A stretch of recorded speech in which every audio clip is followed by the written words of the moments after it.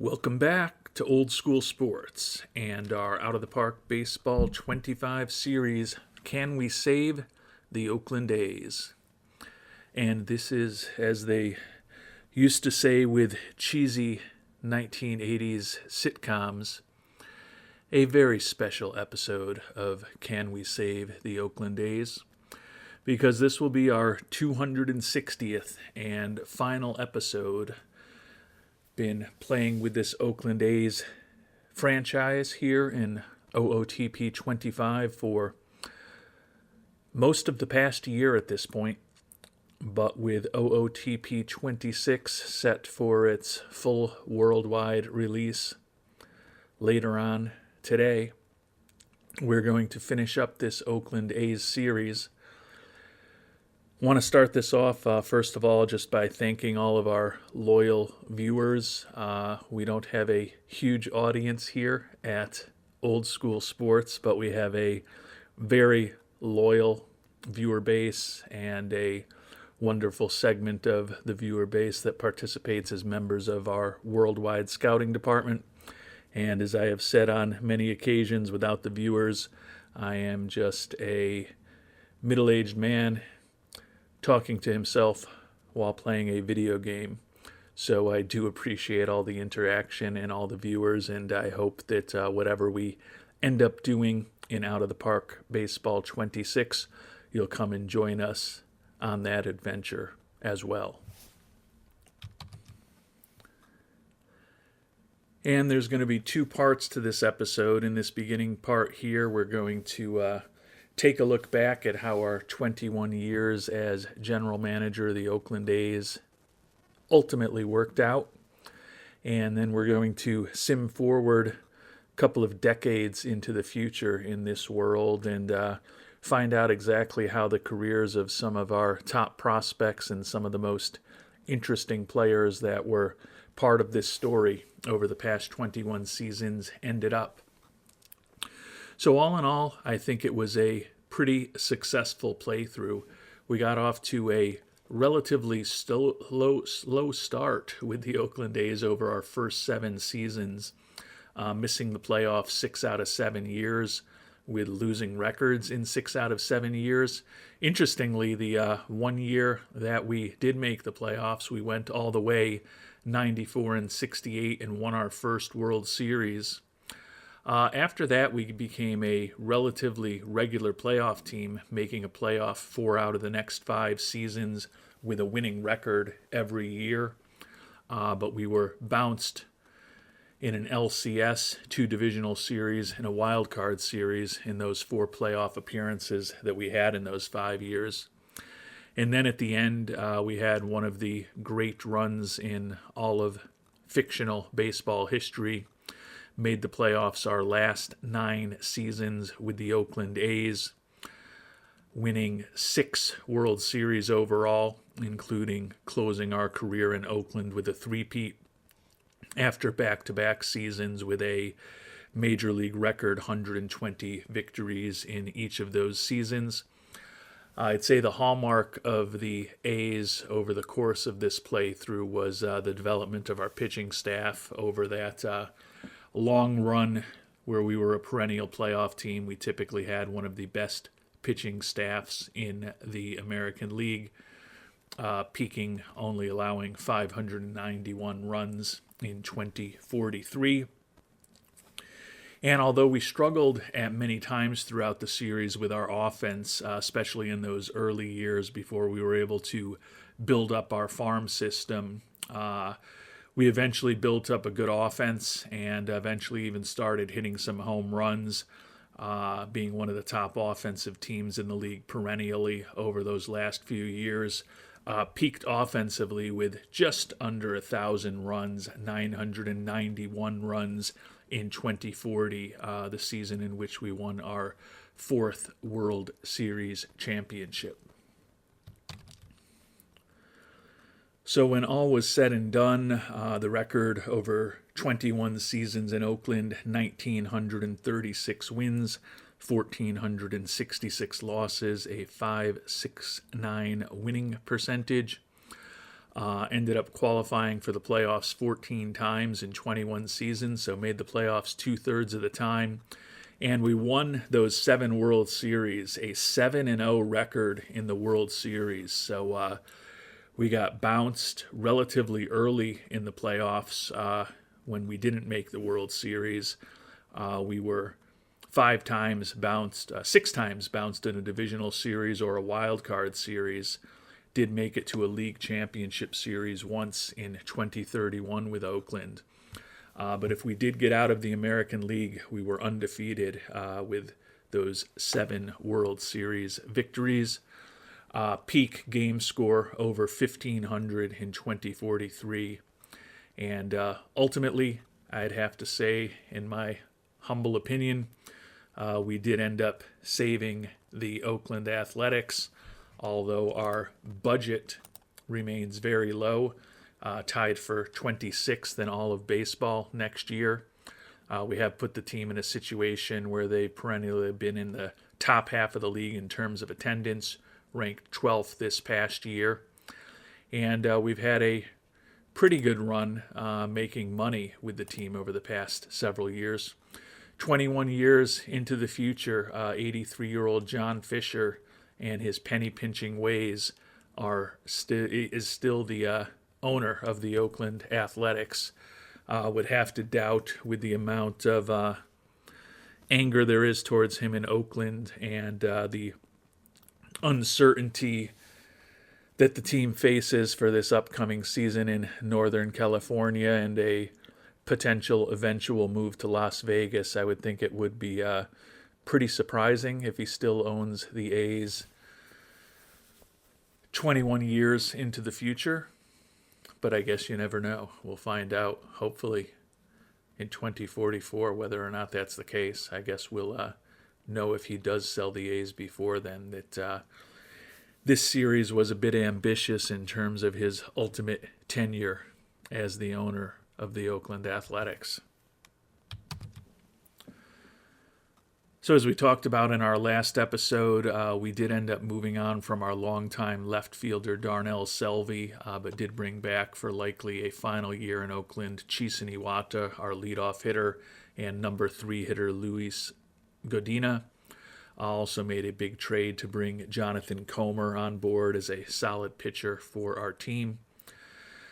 Certainly interested in checking out how some of the players, some of the top-ranked players from our first-ranked farm system develop over the courses of their careers. And, of course, some of the key players throughout this playthrough, most notably Jake Ortega, who we don't expect to ultimately make the Hall of Fame, even though he did win 2 Most Valuable Player awards for our Oakland A's after he was a pick right near the top of the draft and really was a player who helped turn the franchise around. Unfortunately, injuries have really derailed his career since we had to let him leave Oakland for financial reasons. But he will certainly be one of the most interesting people to check in on in a couple of decades when this playthrough is finally officially over.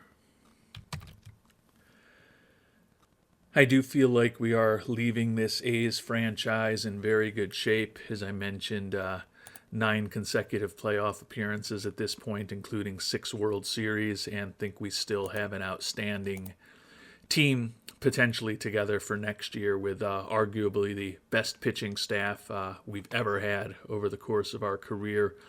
A great bullpen with Joe Heilman, Roque De La Paz, David Ibarra, and others. And certainly a lineup that even with the loss of Mr. Selvey should be one of the strongest teams in all of 2045 fictional baseball. But it is time to not necessarily end the series. We've still got to see what happens 20 years into the future. I did just do my final international scouting practice to try to hopefully set the A's up for success. But although the series is not over, our career in Oakland is officially over at this point, as we are going to quit after 21 extremely successful seasons as the manager, or more accurately, general manager of the Oakland Athletics. and we are now unemployed, and we'll sim a couple of decades ahead into the future. I don't expect that they're going to be able to maintain the same level of success that we had in Oakland. I don't have a lot of confidence that the AI is going to run this team as well as I did. I would hope that with our core group that's been so dominant over the past decade, they can get another couple, at least, of World Series titles before things inevitably begin to fall apart. But I'm not necessarily confident that they will even be able to do that. But we'll find out shortly. And not surprisingly, given our incredible reputation, we got a bunch of job offers. Could even go to my beloved New York Yankees, as well as the Red Sox, the Rays, the White Sox, the Tigers, the division rival Rangers and Astros, as well as the Atlanta Braves. Actually, it looks like most of the major league teams have offered us a job offer. Looks like some Korean teams as well. A bunch of minor league job offers as well. It's nice to be wanted. We were very popular, apparently.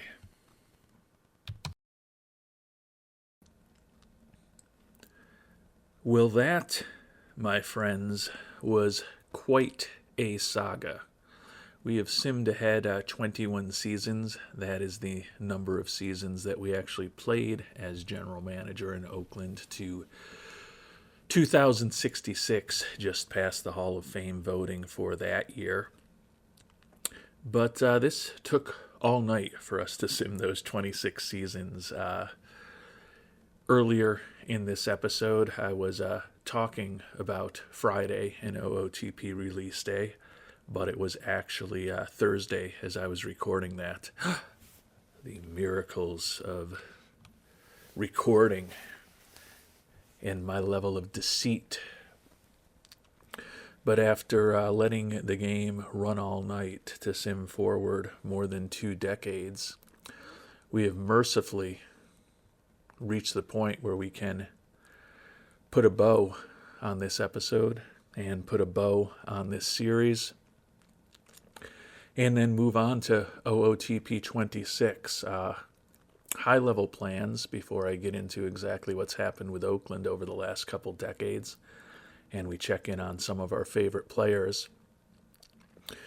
But unlike previous years, I will not be able to take today off to play OOTP.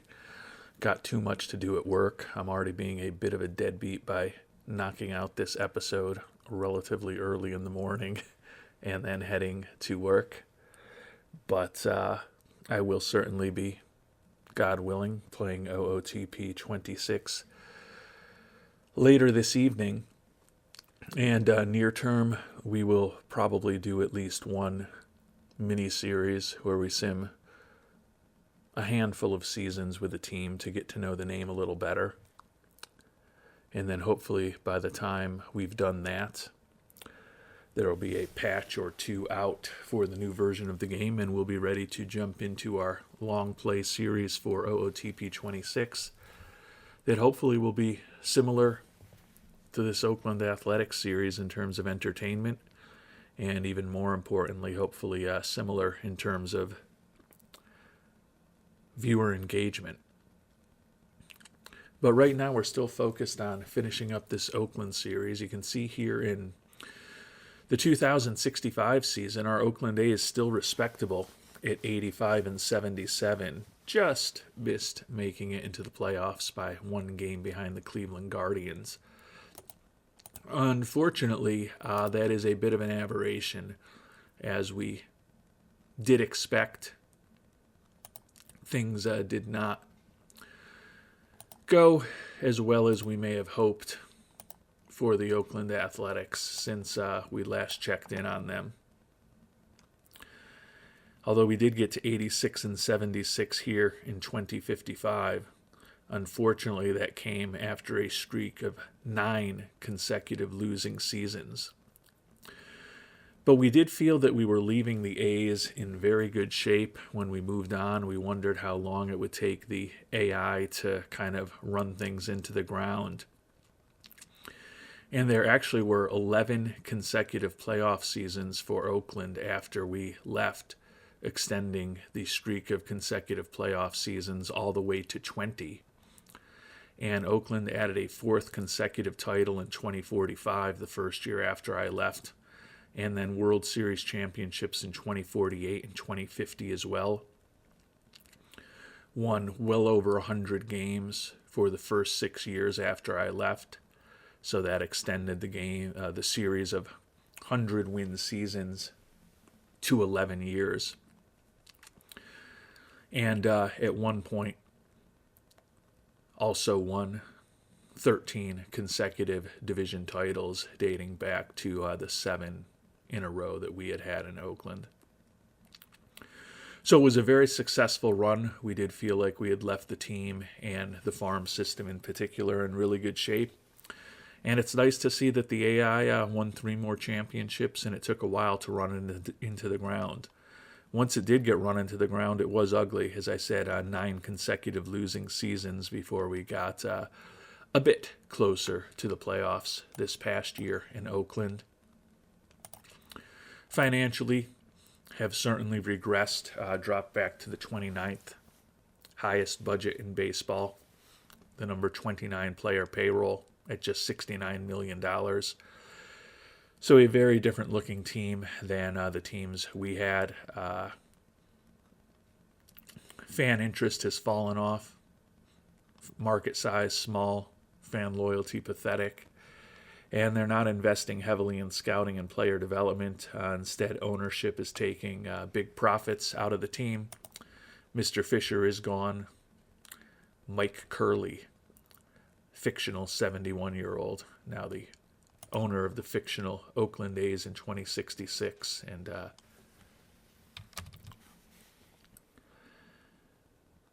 And before we check in on what happened with the Hall of Fame and some of the top players that came through our Oakland organization in their careers, we'll also check in on some of the players who were the top prospects in baseball the last time we checked in, but these guys' careers are all over or near over at this point.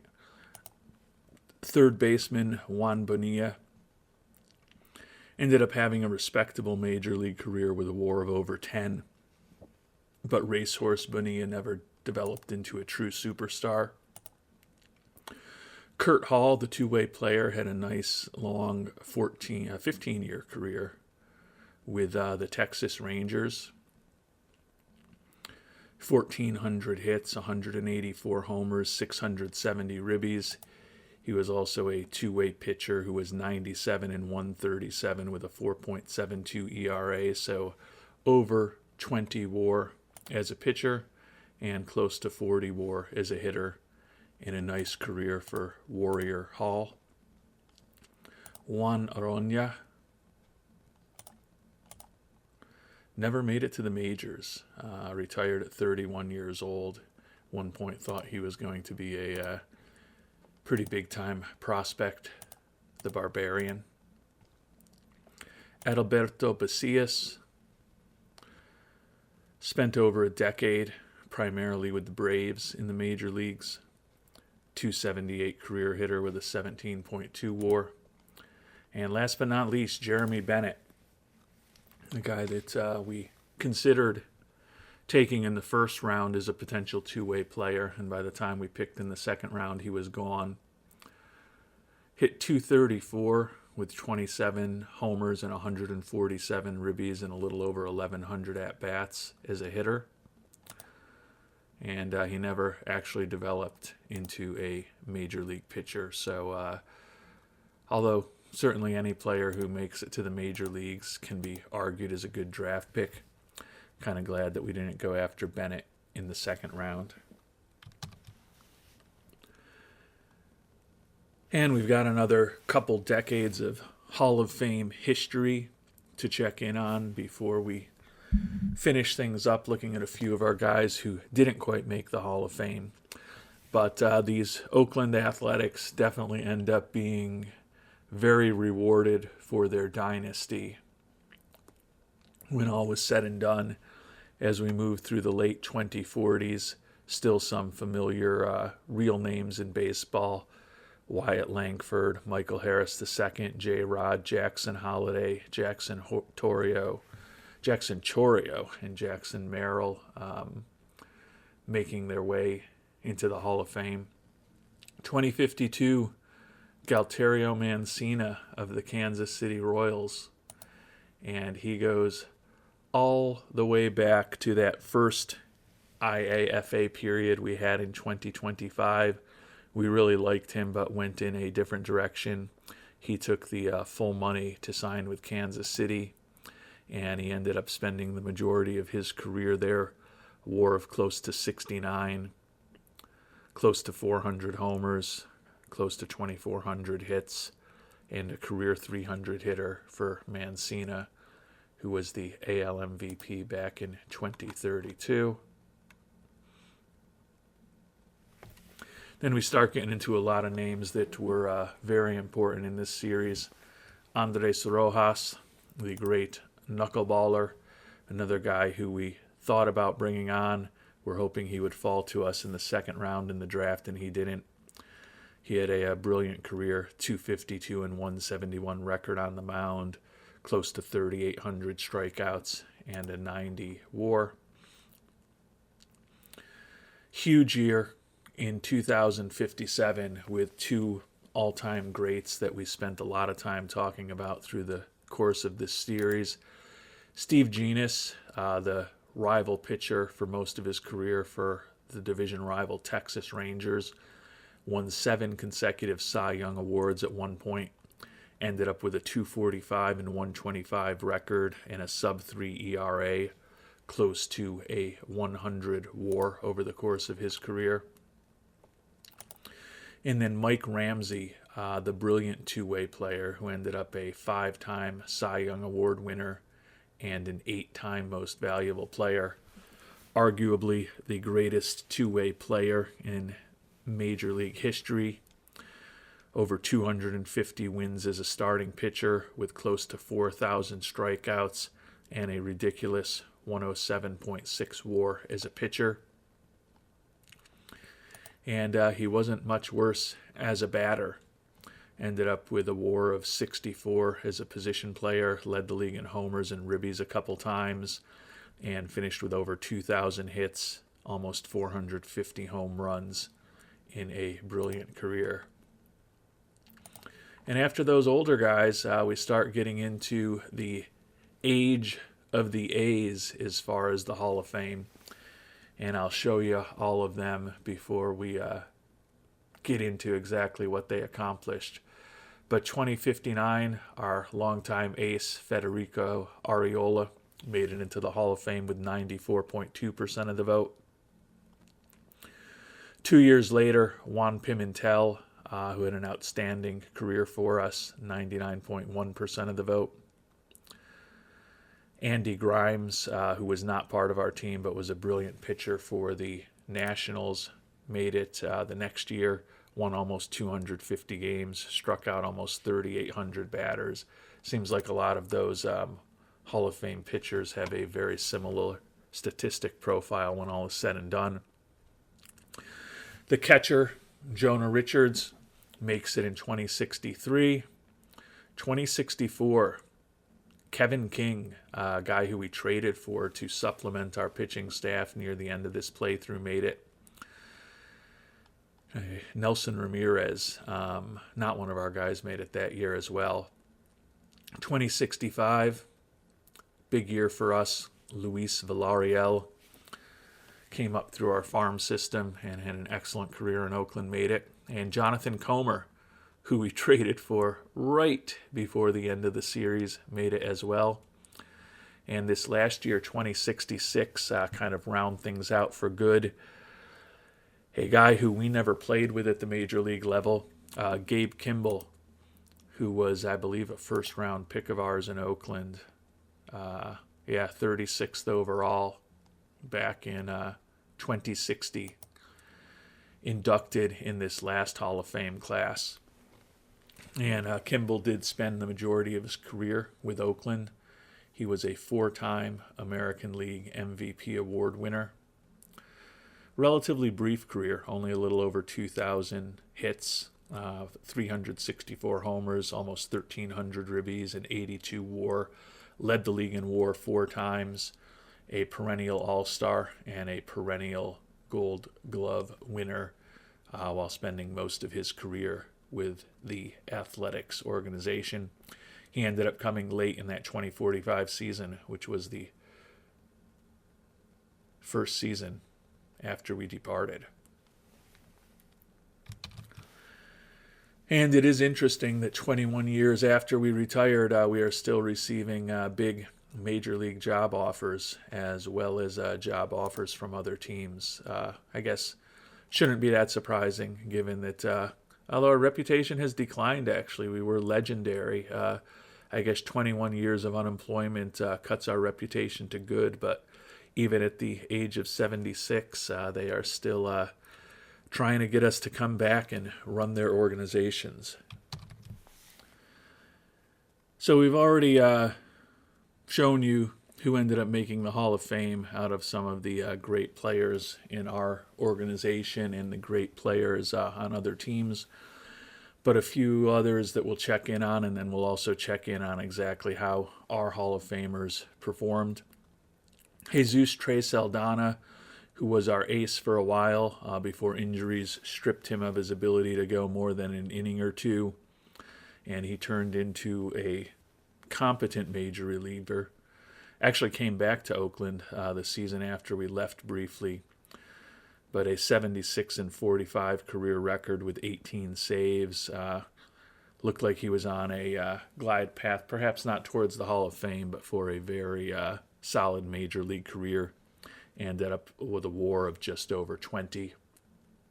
Was a member of 4 World Series championship teams with Oakland, including in his return in 2045 in our first year that we weren't running the squad. Federico Arriola, who took over as our ace after Saldana left, added a 4th Cy Young Award in 2052 in the National League near the end of his career. He did win 3 in a row for us while we were playing, led the AL in wins 4 straight years, ended up just barely over 200 wins, a 202 and 86 record. His career ended relatively early at the age of 36, although he did spend 15 years or parts of 15 seasons in the major leagues. ERA of just over 3, almost 2,500 strikeouts, and a WAR of 60. I think the 4 Cy Young Awards, 4-time leading the league in wins, led the league in ERA 3 times, WHIP 3 times, helped overcome career numbers that weren't incredibly imposing by somewhat dated Hall of Fame standards. But the lanky Arriola did ultimately make it to the Hall of Fame. Talked about Andy Grimes as well. Jonathan Comer, we traded for in that last offseason before we, in the very early stages of that final offseason before we retired from Oakland. He led the league with 20 wins in 2 of his first 4 seasons in Oakland, including a Cy Young Award in 2048. Ended up with a 220 and 32 record. Spent 7 years in Oakland. It was the longest stop in his career, just over 3,000 innings pitched and a 65 career WAR for Warlock, who did end up being a Hall of Famer for us as well. Joe Heilman, the closer, was not long for Oakland, just 3 more years with Oakland before presumably he moved on to make a lot more money. Although interesting, he led the league in 2045 and 2046 with saves, but by his last season in Oakland, it doesn't look like he was our closer anymore. Hit an ERA of 5.5, and after a brilliant start to his career over the first 6 seasons, he was very volatile in terms of results after that. Did come back at age 31 to pitch in Oakland, but Heilman's career was over by the age of 32. 2.57 ERA in Oakland, where he pitched the majority of his career. But he had some rough years with some other teams and ended up with a career ERA of almost 3 and just a 15.5 WAR. Luis Villarreal, another Hall of Famer, guy who came up through our organization, led the league in wins in 19 in 2047, and you can see he had an absolutely ridiculous run. Led the league in ERA in his second year with us in 2043, and then proceeded to lead the American League in ERA 5 straight years and 8 years of leading his league in ERA overall. So a fantastic career for Villarreal. 274 record with that 2.63 ERA, 10.5 strikeouts per 9 innings, and a WAR of close to 75.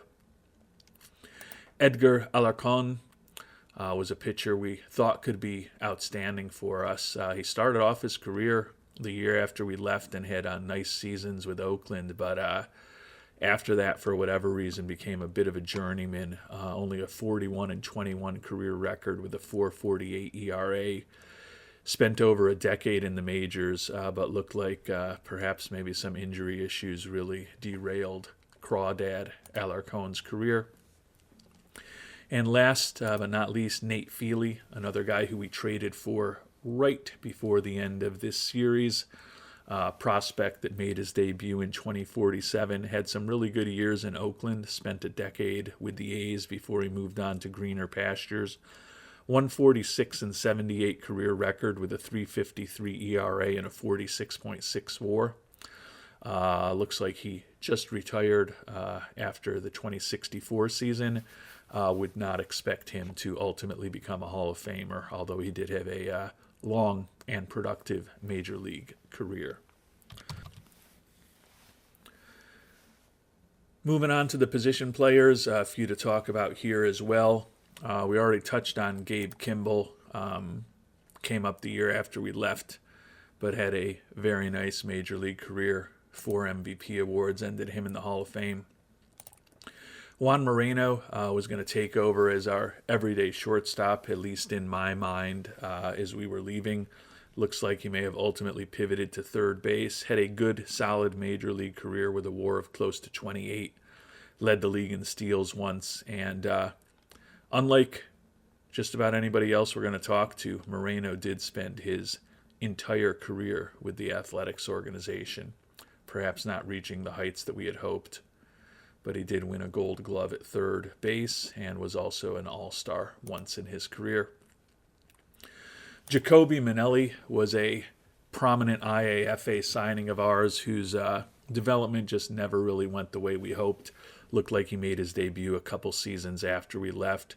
27 homers and 109 ribbies as a rookie. After that, it was all downhill, career 240 average, and he spent parts of just 5 seasons in the major leagues. Did win the Rookie of the Year award in 2046, but as I said, all downhill for Bucket Manelli after that. Darnell Selvey, who he had moved on from in the early stages of the offseason before we quit, ended up lasting in the majors for another decade, almost 2,000 hits, almost 400 homers, just over 1,100 ribbies. Good, solid major league career with a WAR of over 50. Never the best player on his team, but he had some very productive years for us in Oakland. Even more productive was Jonah Richards. Won a Rookie of the Year and an MVP for us in the early stages of his career. Became a perennial All-Star and Gold Glove winner. And he was with Oakland all the way through the 2051 season. So I believe that means he was a member of an insane number of championship teams with the Oakland A's. Ultimately, put together a really impressive offensive career for a catcher. Close to 2,000 hits, well over 1,200 runs scored, over 400 homers, over 1,300 ribbies, and a career WAR of 78. Chisen Iwata ended up re-upping with our Oakland A's after we left, which I'm surprised by. Must have spent some money to keep him on board. Longtime leadoff hitter for Oakland, did move on to the White Sox before finishing up his career back in Oakland. Almost 2,000 hits in his career, almost 500 stolen bases, and a WAR of close to 50 for the leadoff hitter who played second and shortstop for us over the years. A little surprised after the start to his career that Luis Godina did not end up in the Hall of Fame.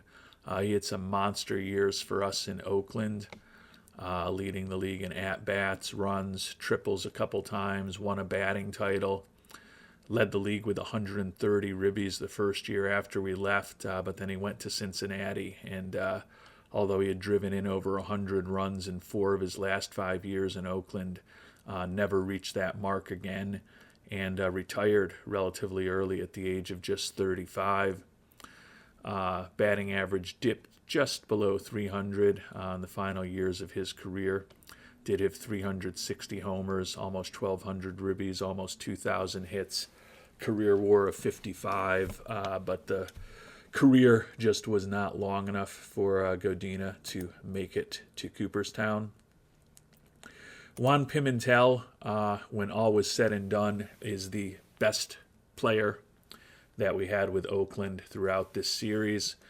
We signed him when he was extremely young and unproven to a long extension that kept him in Oakland for over a decade, and he hit an incredible run with us. In 2040, 2043, and 2044, he won his first 3 MVP awards while we were running the A's, added 2045, 2046, and 2048 MVP awards. So Pimentel ended up being a 6-time MVP. The durable player led the American League in hits 7 times. Also at various times led the league in at-bats, runs, doubles. Became outstanding on the base paths when they got more aggressive with him after we left, leading the league in steals 3 times, winning a couple batting titles, and leading the league in WAR 3 times. Almost 3,000 hits, 29-23, over 1,800 runs. Just missed the 500 home run club, too, with 495, over 1,700 ribbies. Career 300 hitter with 648 stolen bases and a career WAR of close to 95. Clearly a 6-time American League MVP who we signed as a kind of supplemental IAFA player, just $1.65 million back in 2033. Ended up having the finest career of any of the position players who came through Oakland. Arturo Uresti, our longtime right fielder, perennial Gold Glove winner, had a monster season the first year after we left. Career high 40 homers with 107 ribbies, got the batting average up to 282, and led the American League with a 7.4 WAR.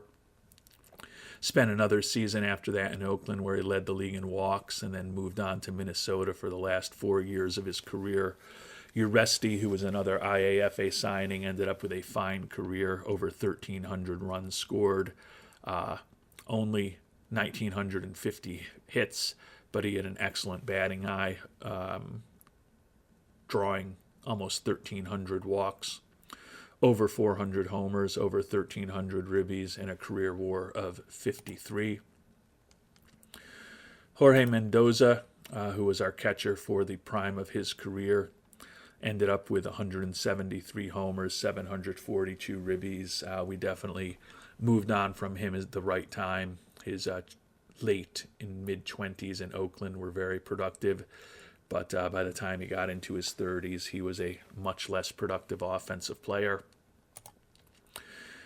And we will finish things off by talking about the franchise, Jake Ortega, who before the likes of Pimentel and Richards, and in retrospect even Kimball came around, had the best career of anyone in the Oakland organization.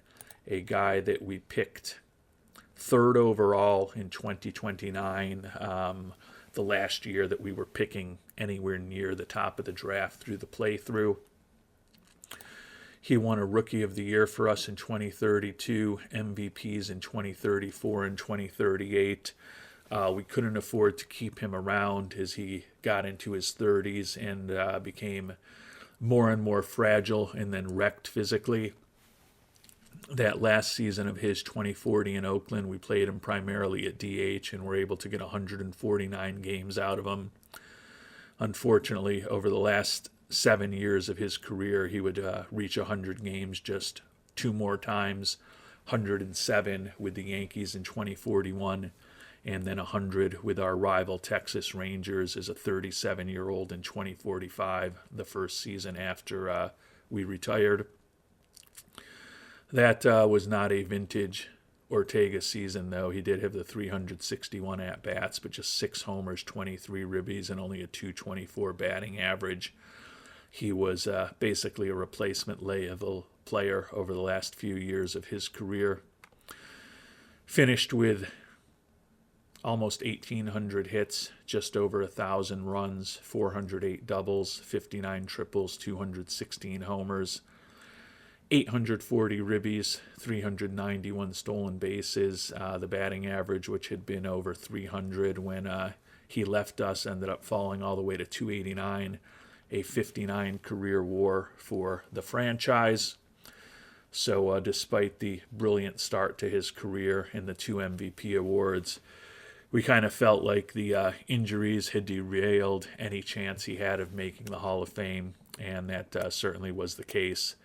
Was 28.5% in 2053, his first year on the ballot, and that was the highest level of votes that the franchise ever got in his quest to be enshrined in Cooperstown.